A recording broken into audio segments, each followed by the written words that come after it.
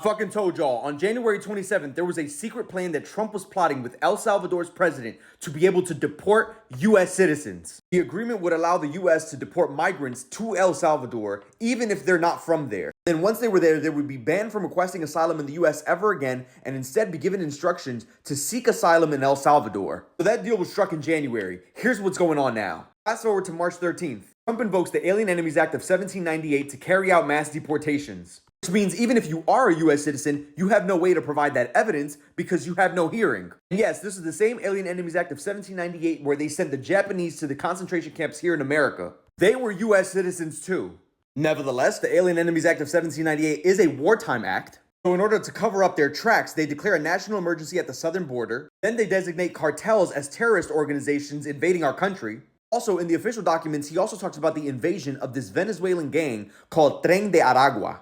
Then, hours later, a federal judge blocks the enemy's Alien Act of 1798. Mind you, this was the night of the 15th, but by the morning of the 16th, El Salvador's President Bukele tweets a picture of the New York Post with the headline, "Federal Judge Orders Deportation Flights Carrying Alleged Venezuelan Gangbangers to Return to the U.S., Blocks Trump from Invoking Alien Enemies Act." He tweeted that saying, "Oopsie, too late." Because the breaking news is that Trump defied the court order of blocking the Alien Enemies Act of 1798. And he went ahead and deported the hundreds of people rounded up, despite the fucking judge blocking it. And the reason why I say the hundreds of people that were rounded up is they can say that they deported the gang Tren de Aragua, but the official reporting is that the Trump administration has not identified the migrants deported. They haven't provided any evidence that they're in fact members of Tren de Aragua or that they committed any crimes in the U.S. With all the fucking racial profiling that this administration has demonstrated, human rights experts are saying that basically any Venezuelan citizen in the US may be removed on pretext of belonging to Tren de Aragua,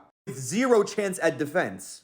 How do we know that shit is true? Well, US citizens have been detained by officials already in Milwaukee for just speaking Spanish. Hispanic US citizens, even if you voted for Trump, have been detained by ICE. Now you're questioning whether or not they're just gonna follow all Hispanic people? Motherfucker, duh. It's not just Hispanic people. Trump's Department of Homeland Security just deported a surgeon from Brown University Medical School who is here legally on an H-1B visa that doesn't expire until 2027 and has committed zero crimes. They trained here in the United States at Ohio State University and the University of Washington and Yale as a transplant surgeon. Her phone was seized at the border and a federal judge handed down an injunction to stop her deportation. And they defied that shit because she was already in the fucking air going to Paris. And it's not just people from different countries. Trump's immigration raids have rounded up US citizens and included Native Americans. Nobody's safe. Wake the fuck up.